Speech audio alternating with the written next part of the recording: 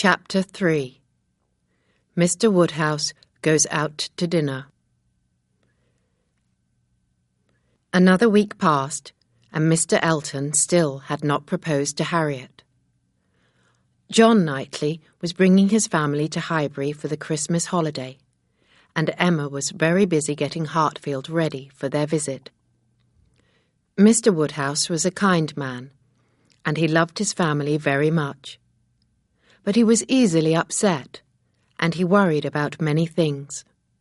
He worried most about his health and the health of his family. He did not like bad weather and any kind of travel.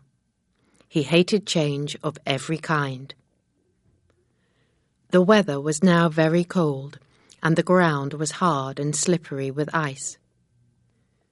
Mr. Woodhouse was very worried about the Knightleys' journey from London to Highbury. 16 miles is a long way, he said, and the roads are bad at this time of year. However, the Knightleys all arrived safely, and Mr. Woodhouse was delighted to see his daughter Isabella and her children again. Isabella, Mrs. John Knightley, was very like her father. She worried about her health and her children's health. Isabella was not as clever as her younger sister Emma, but she was very kind. John Knightley, Emma's brother-in-law, was a clever and very successful lawyer. But he was not as pleasant as his brother George Knightley of Donwell Abbey. John Knightley became angry easily, and he always said what he thought. Isabella was never upset by her husband's behaviour. She took no notice of it. John Knightley liked to tease his friends and relations, and his words sometimes upset them or made them angry. That evening, John's elder brother, Mr. George Knightley, walked to Hartfield from his house, Donwell Abbey. He was dining with the Woodhouses too. Mr. Knightley and Emma had not spoken to each other since their quarrel. Emma was holding her little niece in her arms when Mr. Knightley came into the sitting-room. Emma looked up and saw that he was smiling at them both. "Is not little Emma a beautiful child?" Emma said quietly, looking down at the baby. "She is nearly as beautiful as her aunt," Mr. Knightley replied. "We can agree on that, if not on other things. Let us be friends again, my dearest Emma. Let us forget our quarrel." "I shall be pleased to forget it," Emma said. "I know that I am spoilt. I do not think that I was wrong about Harriet and Robert Martin. But I upset you, and I am sorry. Shake hands with me, Mr. Knightley. We have different ideas, but we can still be friends." They shook hands, and the rest of the evening passed very pleasantly. Only Mr. Woodhouse was unhappy. "My dear Isabella, you look tired," he said to his elder daughter. "You and the children have had a tiring journey. You must all go to bed early tonight. Dr. Perry is coming to see me tomorrow. He will check that I am well. He can check the children too. We must look after their health while they are at Hartfield." "The children are all quite well, Papa," Isabella said with a kind smile. "And I am not tired at all." Soon Isabella began to talk about her good friends, Mrs. and Miss Bates. She was pleased to hear that they were both well. "And what about Miss Bates's niece, Jane Fairfax?" Isabella went on.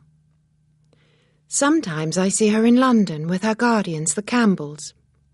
Jane is so clever and so beautiful. Do you not agree, Emma? You could be such good friends if Jane lived in Highbury." "Emma has a friend, Miss Harriet Smith.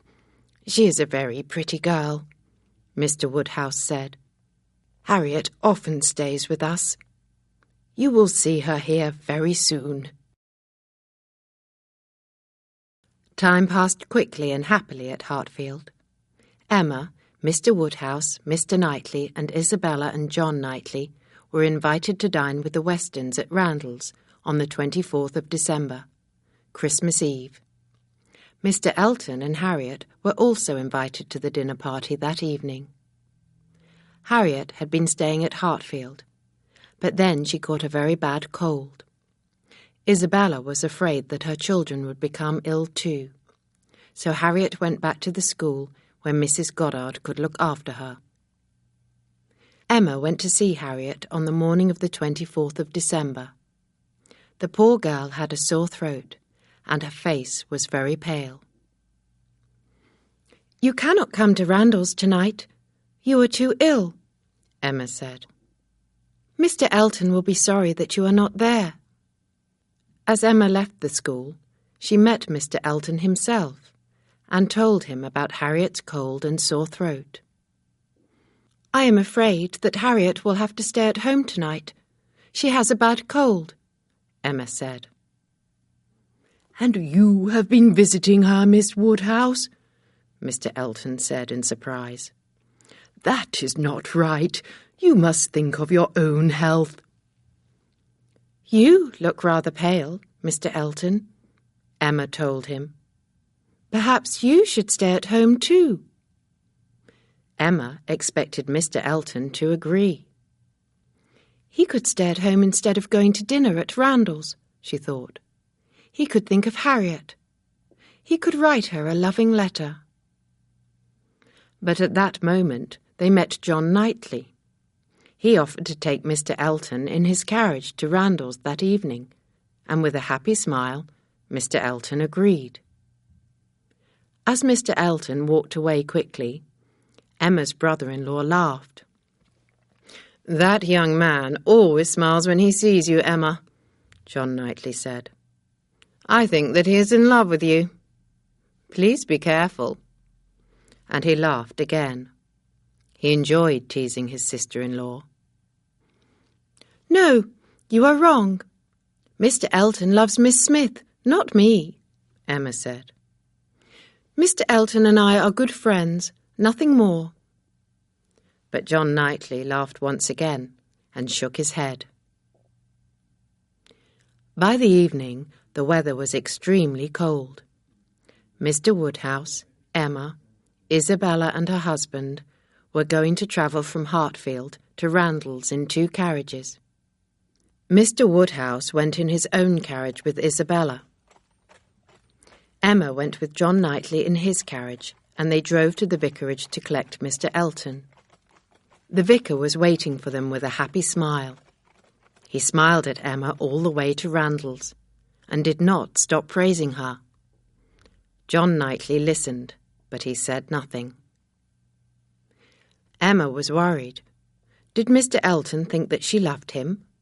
No, it was impossible. At dinner, Emma sat next to Mr. Weston. He was talking about his son, Frank Churchill. "Yes, we had a letter from Frank this morning," Mr. Weston said, smiling happily. "My son is planning to visit us here in Highbury. He will be here in 2 weeks. His aunt, Mrs. Churchill, is often ill, and she does not like Frank to leave her. But he will come this time, I know." Emma was delighted to hear this news. She had always wanted to meet Mr. Frank Churchill, and she knew that Mrs. Weston did too. After dinner, Emma spoke to Mrs. Weston about Frank's visit. "I am looking forward to seeing Mr. Frank Churchill at Highbury," she said. "I hope that Mrs. Churchill will let him come," Mrs. Weston replied. "She is a bad-tempered woman, and she is very jealous of Mr. Weston. She wants to keep Frank with her at Enscombe, if she can." "If Frank Churchill wants to come here, I am sure that he will," Emma said. The gentlemen came into the room where the ladies were sitting, and everyone had tea. Mr. Elton sat next to Emma. He was smiling more and more. He began talking about Harriet's sore throat. But Emma soon understood that he was worried about her, not Harriet. "Miss Woodhouse must think about her own health, Mrs. Weston," the young vicar said. Miss Woodhouse is important to us all. Please tell her to be careful, Mrs. Weston. She will listen to you." Mrs. Weston was surprised at Mr. Elton's words, but she said nothing. At that moment, John Knightley left the room for a few minutes. When he came back, he was smiling. "Well, sir," he said to Mr. Woodhouse, "we shall all have an exciting journey home. Snow has been falling for some time." Mr. Woodhouse hated excitement, and he especially hated bad weather. He looked worried, and Isabella did too. "My poor children," she cried. "I must get back to them tonight. Will the carriages be able to travel through the snow on the road?" Everyone stood up and began talking at once. Mr. Knightley looked at his brother John and frowned. Then he left the room. He came back a few minutes later. "There is very little snow," Mr. Knightley said quietly to Emma. "John was teasing us. If you all leave now, you will have a safe journey home. Shall I tell the servants to bring the carriages to the door?" "Yes, please do." "Thank you," Emma said quickly. Soon everyone was ready to go. Mr. Woodhouse slowly got into his own carriage, and Isabella followed him. John Knightley got in too, and the carriage moved on. Emma got into the second carriage, and she was followed by Mr. Elton, who sat beside her. They were alone. Then Emma saw that Mr. Elton had been drinking too much of Mr. Weston's good wine.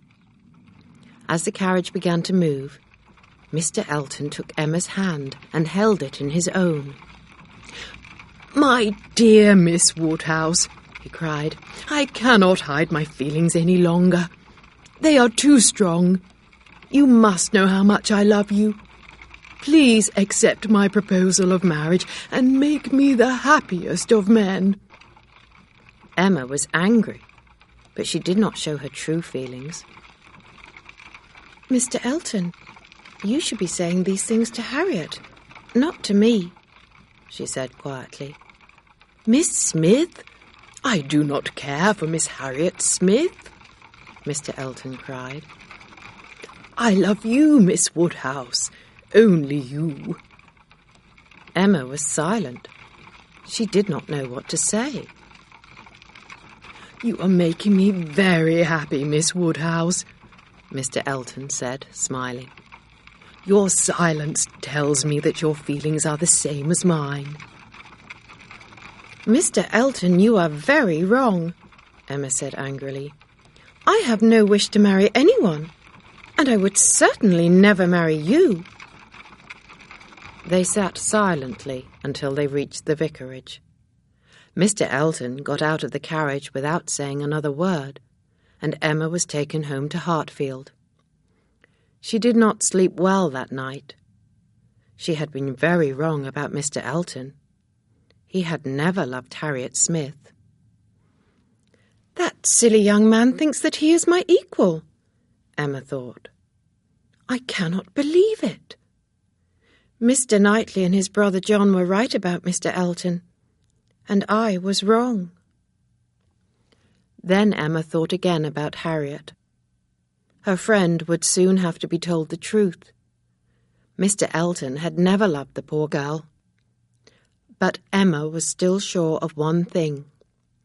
She was glad that Harriet had refused to marry Mr. Martin. The pretty girl could make a better match than the young farmer.